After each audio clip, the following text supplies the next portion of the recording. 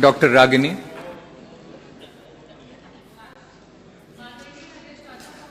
आपका आभार व्यक्त करना चाहूँगी कि आपने 2025-26 के बजट की चर्चा पे मुझे बोलने का अवसर दिया।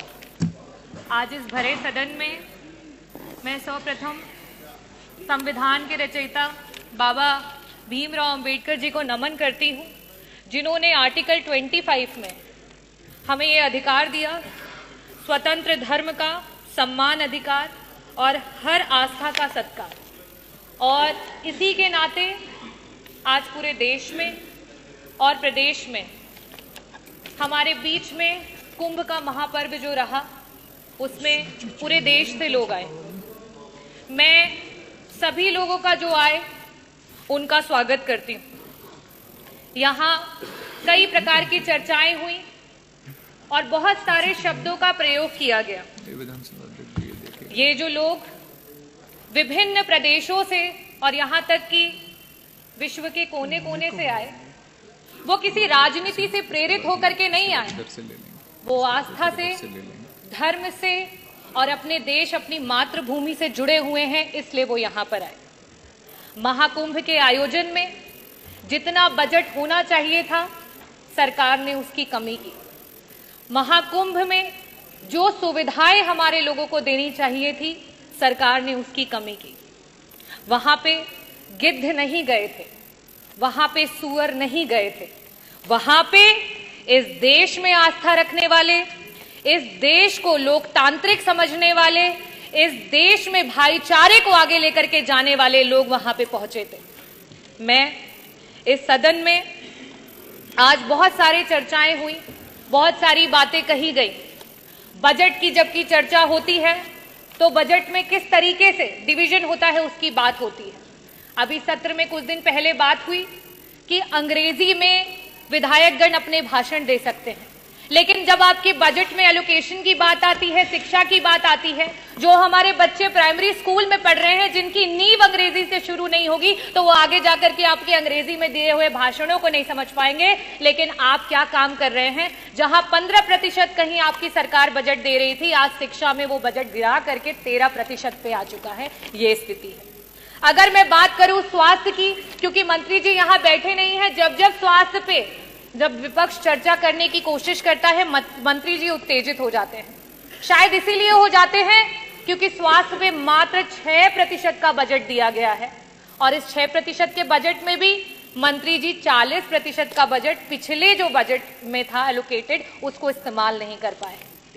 अगर हम बात करें ग्रामीण अंचल की, जो उत्तर प्रदेश की 60-70% की आबादी है, अगर हम उसमें बजट के एलोकेशन की बात करें तो मात्र 4% का बजट है, जो 8 करोड़ 8 लाख की आप बात करते हैं, 8 लाख करोड़ की 8 लाख 8,000 करोड़ की बात करते हैं, उसमें मात्र 4% का बजट दिया गया है। और सबसे बड़ी नाइंसाफी अगर इस सरकार में कोई झेल रहा है तो वो हमारा किसान है।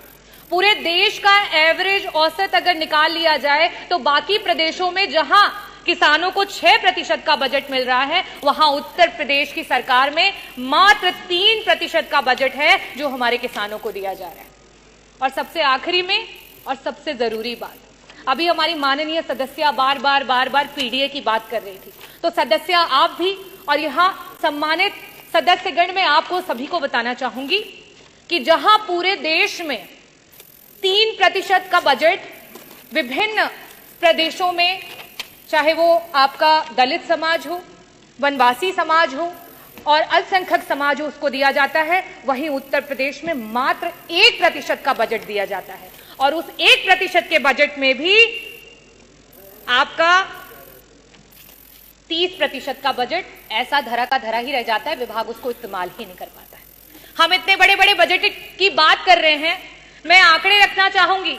शिक्षा विभाग में वर्तमान में 14% का बजट जो है वो शेष रह गया, इस्तेमाल नहीं कर पाए। स्वास्थ्य में 40% का बजट ऐसे ही रह गया, उसे इस्तेमाल नहीं कर पाए। आवास में 46% का बजट रह गया, जिसे इस्तेमाल नहीं कर पाए। SC ST माइनॉरिटी में 30% का बजट है, जिसे इस्तेमाल नहीं कर पाए। अगर हम सिंचाई एवं बाढ़ नियंत्रण की बात करें, 35% का बजट है, जिसे इस्तेमाल नहीं कर पाए। अगर हम ट्रांसपोर्ट और PWD की बात करें, 6% का बजट है, जो पुराना बजट है, जिसे आप इस्तेमाल नहीं कर पाए। समाज कल्याण के मंत्री जी यहाँ बैठे हैं, 23% का बजट आज ऐसे ही पड़ा हुआ है, इस्तेमाल नहीं कर पाए। कृषि विभाग वैसे ही 4% किसानों को दिया जा रहा है बजट में से, उसमें से भी 10% बजट ऐसे ही धरा का धरा रह गया, उसे इस्तेमाल नहीं कर पाए। तो मैं बजटों पे बहुत बातें नहीं करूंगी, क्योंकि जो पुराना है उसे ही नहीं इस्तेमाल कर पाए तो बड़े बड़े बजटों का क्या हवाई लूटी जाए। मैं बात करना चाहूंगी अपने देश की एकता की, क्योंकि जिस समय यहां अंग्रेजी की बात हुई उस समय उर्दू के बारे में बहुत बड़ी बड़ी बातें की गई। उर्दू में जो लोग बोलते हैं उनको कुछ शब्दों से नवाजा गया। हमारे देश में उर्दू को बड़े ही लगाव से देखा जाता है। हिंदी अगर हमारी मातृभाषा है तो आज का ये जो देश है वो अंग्रेजी से भी नहीं घबराता है, अंग्रेजी को सीखने की पूरी इच्छा रखता है। पंडित ब्रिज नारायण जी, पंडित रतन नाथ सरहार जी, मुंशी प्रेमचंद जी, पंडित आनंद मोहन जी, यहां तक कि राष्ट्रपति रहे हुए कृष्णकांत जी, इन सभी लोगों का उर्दू से बहुत लगाव था। तो क्या इनके लिए भी उन्हीं शब्दों से नवाजा जाएगा? मैं आखिरी में सिर्फ यही कहना चाहती हूं, ये विकसित देश है, ये प्रगतिशील देश है और ये युवाओं का देश है, और युवाओं की यही आवाज है कि रावण नहीं हम पलने देंगे साधुओं के वेश में, रावण नहीं हम पलने देंगे साधुओं के वेश में, अफजल नहीं पनपने देंगे अब्दुल कलाम के देश में, हिंदू हो या मुसलमान अब शीश नहीं कटने देंगे, कसम तिरंगे झंडे की अब ये देश नहीं बंटने देंगे। जय भीम, जय भारत, बहुत बहुत धन्यवाद।